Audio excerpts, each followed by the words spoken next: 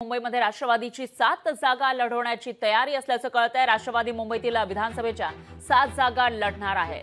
लोकशाहीला विश्वसनीय सूत्रांनी ही माहिती दिलेली आहे। तर राष्ट्रवादी काँग्रेस मुंबईतील विधानसभेच्या 7 जागा लढण्याच्या तयारीत असल्याची माहिती समोर येते। त्याच्यामध्ये नेमक्या कोणकोणत्या जागा असतील ते आपण बघणार आहोत।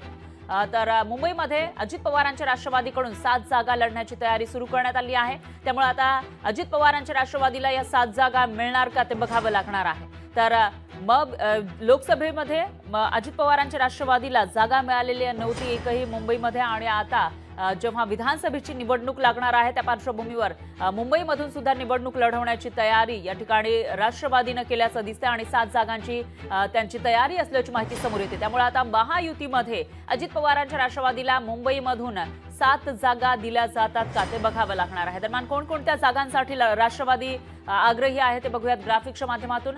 मुंबादेवीमधून या ठिकाणी मुंबादेवी असेल, भायखळा या ठिकाणच्या मतदारसंघांसाठी इच्छुक आहे। तर भायखळामधून समीर भुजबळ, अनुशक्तीनगरमधून सना मलिक ज्या नवाब मलिक यांच्या कन्या आहेत, त्याचबरोबर मानखुर्दमधून नवाब मलिक हे लढण्यासाठी इच्छुक आहेत। तर बांद्रे पूर्वमधून झीशान सिद्दीकी हे निवडणूक लढण्यासाठी इच्छुक आहेत आणि राष्ट्रवादीला या जागा हव्या आहेत। तर अजित पवारांच्या राष्ट्रवादीचे हे दावेदार आपण बघू शकतोय। त्यामुळे आता या जागा अजित पवारांच्या राष्ट्रवादीला मिळणार का महायुतीमध्ये ते बघावं लागेल। दरम्यान विक्रोळीमधून सुद्धा अजित पवारांच्या राष्ट्रवादीला जागा लढवायची आहे। मुंबादेवी आणि चेंबूरच्या मतदारसंघातून सुद्धा विधानसभेची जागा आपल्याला हवी आहे अशी मागणी अजित पवारांच्या राष्ट्रवादीची असल्याची माहिती समोर येते। मात्र तिथून उमेदवारी नेमकी कोणाला मिळणार याविषयी सस्पेन्स कायम आहे। लोकशाही मराठी ऐका, पहा, जागरूक रहा।